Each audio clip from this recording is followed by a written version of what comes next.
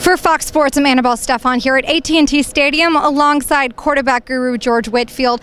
We just wrapped the Elite 11 here in DFW and a lot of talent out here. But George, I want to talk about a guy who was in the Elite 11 last year, Denton Guyer quarterback Jerrod. Yes. I know you've been working with him since the Elite 11 camp last year. What is it that you really see in him? I see really a future star, and I don't use that term lightly.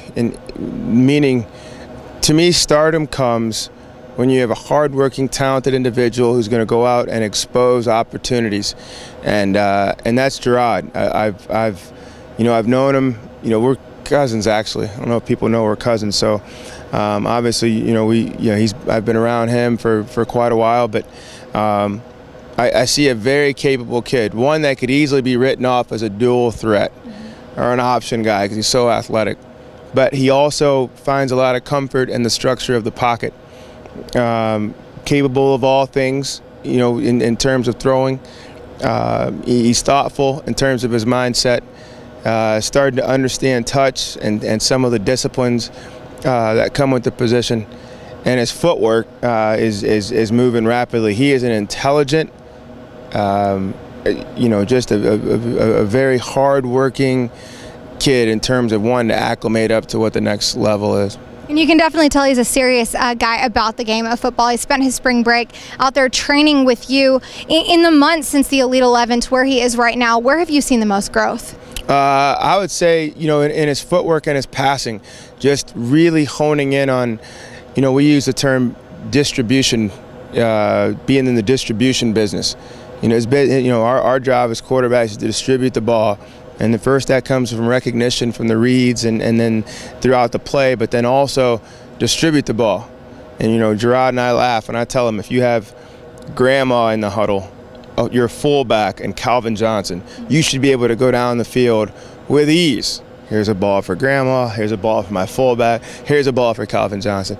That is a well-rounded, well-tooled individual playing the position. So he's been dedicated and he's been sharp.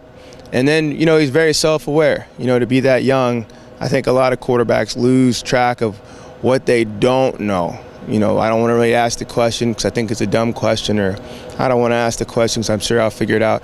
He does. He always asks a question. I imagine in class he'd sit in the front row, and have his hand up. So that bodes well, I think, for him going into UT. And Texas has been struggling with the quarterback position for the past 5 seasons, it seems like, injuries and, just not the situation that they thought they'd be in. But with Jerrod and also a former Elite 11 quarterback, Tyrone Swoopes, what do you think that the future of Texas football at the quarterback position could look like? Well, I don't, to be honest, answering that question, I don't think the future of the Texas quarterbacks is already in secure hands, and it's not by the 2 quarterbacks you mentioned. I'd say it's by Sean Watson, their offensive coordinator.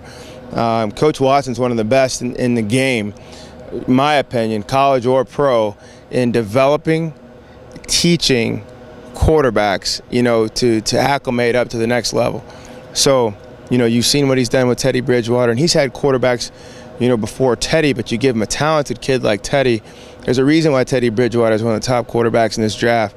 It's just the it's the acumen. What are they teaching you, and then who's teaching it? And that's what I always stress to young quarterbacks when they're making recruiting decisions. So I think now Texas is in play when you see Swoopes and Hurd, for quarterbacks nationally. Not just because they're the Longhorns anymore, but because, like Stanford, like USC has done, like other big-time programs have done, Florida State with quarterbacks, it is a destination for kids who want to play in a pro-style system and wind up playing on Sundays. Now Texas becomes, again, a destination spot for some of those blue-chip kids. Yeah, definitely a bright future out there in Austin. Thank you so much for your input. You guys make sure to keep it right here at Fox Sports for all of the latest on Texas football. Alongside George Whitfield, I'm Annabel Stephan, reporting from Dallas.